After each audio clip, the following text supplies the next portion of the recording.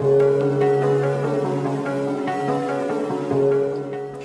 bonjour à tous, moi c'est InSourceGirl et je suis là, vous êtes sur Blog X Parler. Alors aujourd'hui on se retrouve pour une nouvelle vidéo et dans cette vidéo je vais parler, je ne considère pas trop ça comme un drama, même si tout le monde appelle ça un drama, c'est sur YG Entertainment, sur ce qui s'appelle YG Future Strategy Office. Donc voilà sur quoi la vidéo va parler genre aujourd'hui. Et donc avant de commencer cette vidéo, n'hésitez pas à me rejoindre sur Instagram parce que je suis vraiment très active et que je poste régulièrement du contenu. Et donc sans plus tarder, je vous laisse avec la suite de la vidéo.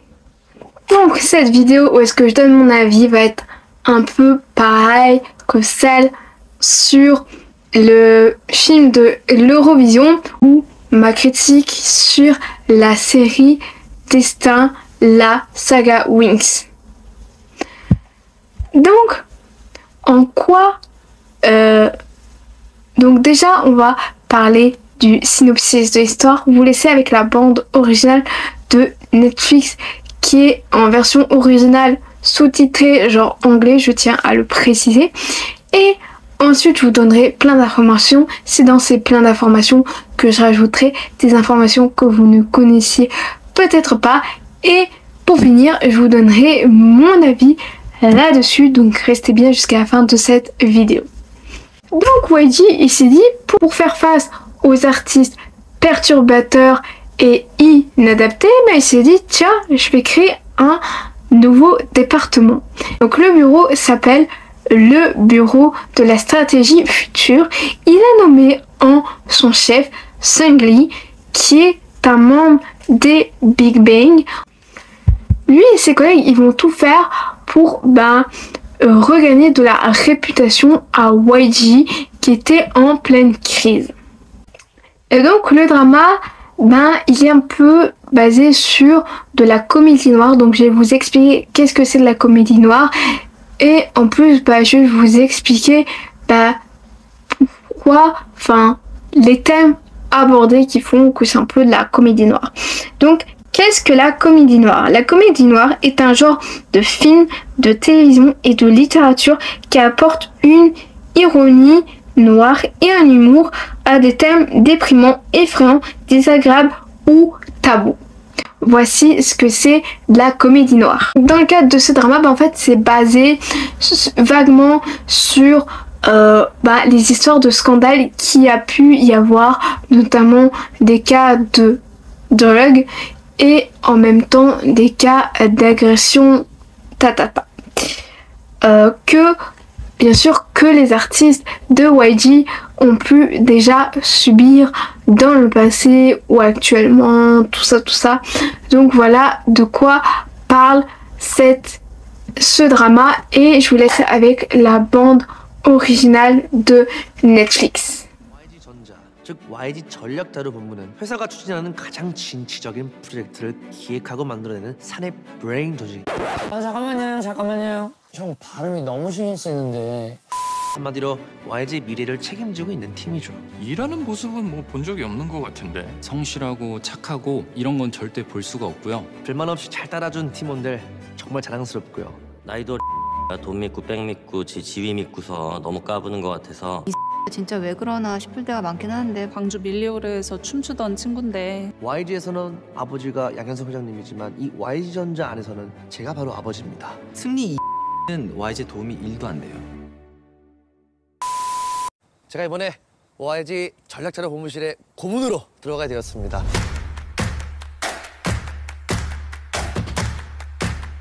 회장님, 보고 계시죠? 뭐 하시는데요? 양 회장님이 시키신 일이요. YG가 성공하기 위해서 내가 기획한 일.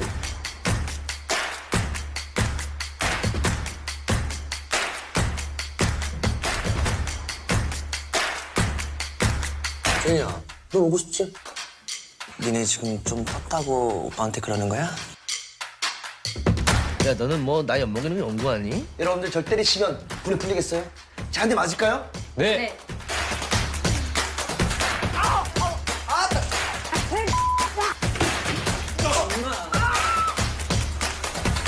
회장님 마음을 돌릴 수 있는 뭔가 특단의 조치가 필요할 것 같습니다. 회장님, 회장님, 회장님. 승리 때문에 내가 맨날 뺨만 맞고.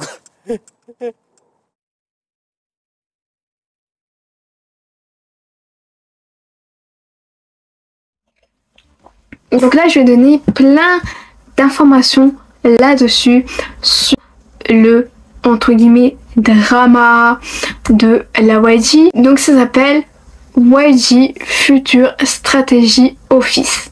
En abrégé, le dérivé du titre est aussi YG OFS. Signification latérale de tout ça, c'est Centre de recherche stratégique de YG. Donc le genre abordé dans ce drama, c'est télévision web, sitcom et mockumentary. Donc là, je vais vous laisser avec ce premier florilège avec les personnes qui ont écrit, dirigé et qui sont en vedette dans cette sitcom coréenne.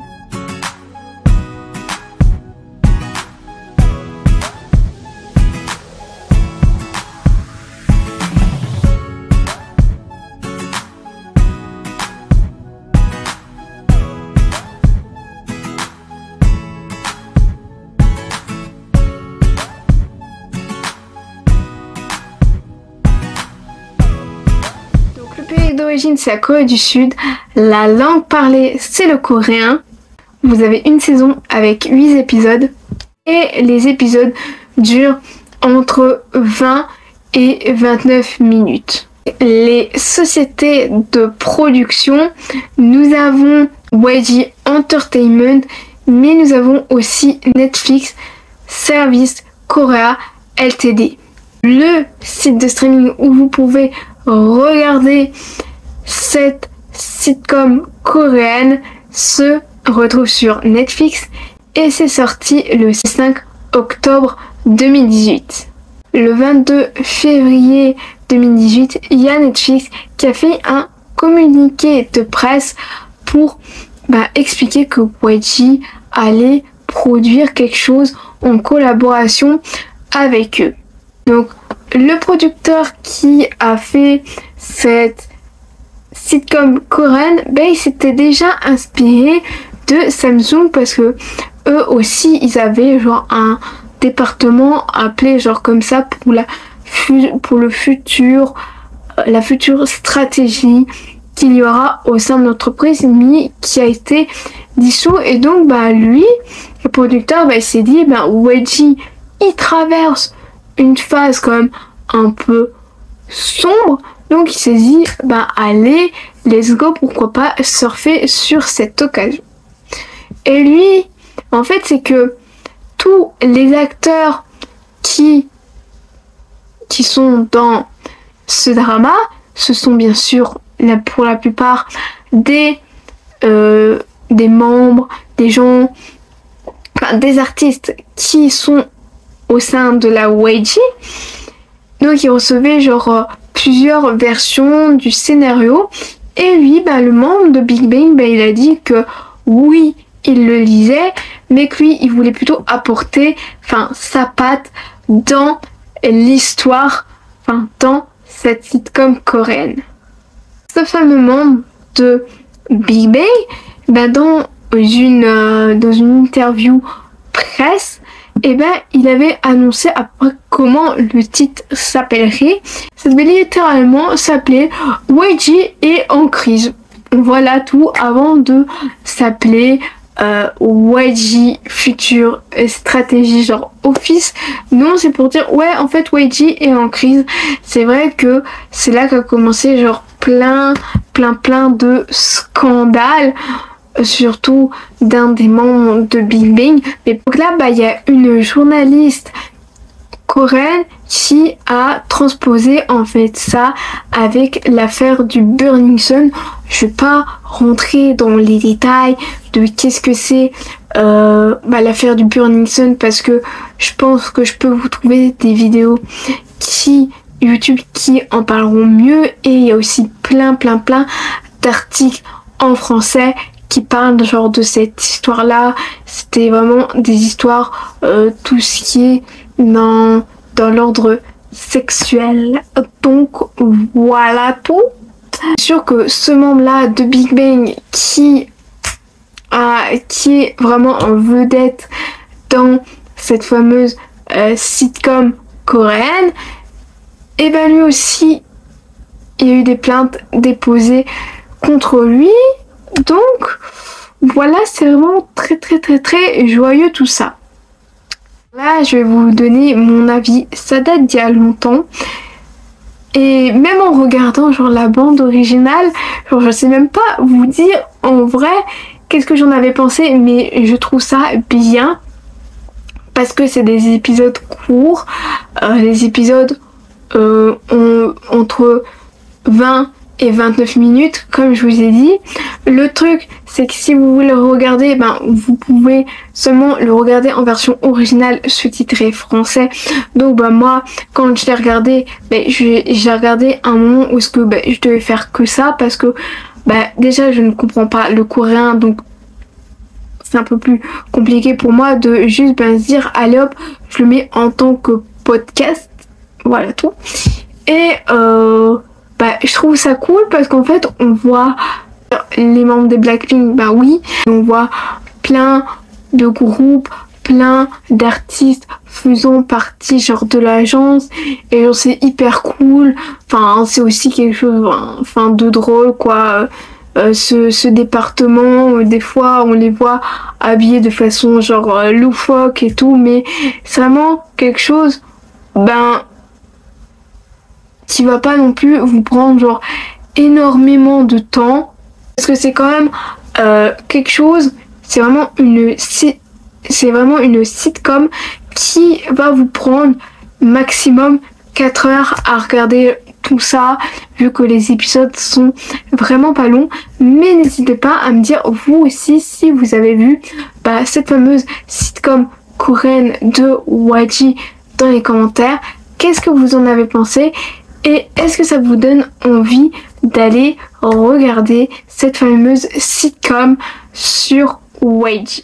Cette vidéo est à présent terminée. Ma vidéo où est-ce que je donne mon avis sur l'espèce de K-drama YG. J'espère que ça vous a plu et si ça vous a plu, bah, n'hésitez pas à liker, à partager sur les réseaux sociaux, à vous abonner à la chaîne en activant la cloche des notifications. Et donc on continue toujours ce programme d'été. Une vidéo le mercredi à midi et une autre vidéo, la vidéo principale le samedi à midi. Et je vous fais d'énormes bisous.